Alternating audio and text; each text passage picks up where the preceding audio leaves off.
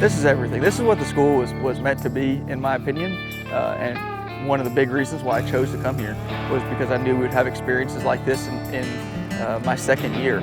Rural community, anything can be thrown at you, so I think this is a great way to kind of dip our toes in. I feel like I got a chance to really develop my skills.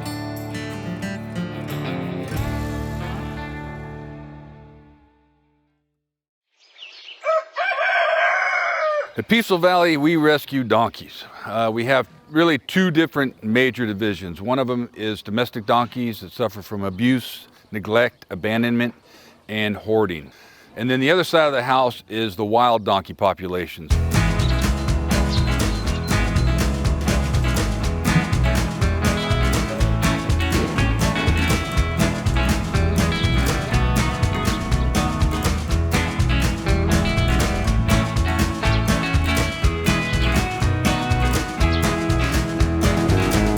What we're doing here today is we're castrating donkeys for the Peaceful Valley Donkey Rescue. The donkeys have been rescued from all around the country. Castrating the males really increases their chances of being adopted. Then those donkeys can go on and be rehomed and loved somewhere else. Hey, buddy. Our students are able to castrate upwards of 300 donkeys. I think it's about 380. And so when you think about learning a surgical skill, being able to have some repetition of that skill under a controlled circumstance with supervision, it really increases their learning curve. They very quickly become competent and proficient, and so it's just a great opportunity for the students. You just have to come down a little bit so that you can bunch the tissue up. Does that make sense? Mm-hmm. Okay. So in rural medicine, this would not be an unusual circumstance for us. I mean, we go out in the field, we do field castrations on a fairly regular basis, so this replicates it. Students are learning two sets of skills. They're learning how to anesthetize or keep an animal or a donkey anesthetized for surgery. And the surgical skills that they're getting are basically how to cut tissue, how to ligate vessels, how to check for bleeding. So there's lots of hand, eye, and instrument and feel of tissue. So they're gaining these valuable skills so that will enable them to do not only castrations but other types of surgery as well. Been in practice for 31 years actually, and so I've seen a lot of field surgery, which has its challenges, and these students have to adapt, and we try to coach them through it. I'm not going to hold their hands. You could have gone here, but this is doable. But I let them tell me what they're going to do to rectify the situations that arise. Oh man, I was excited.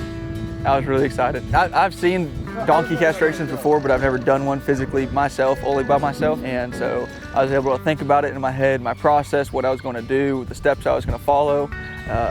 And then actually physically do it. And I really like the satisfaction of working with my hands and seeing work be done, and then watching the donkey stand up out of recovery. I've been waiting to learn a field surgery this whole time because that's what I'm going to go back to when I go home. In Laredo, there's no large animal practices, so there's no operating room that I can fall back into to do a surgery. And so it's really nice to see the different ways to do this.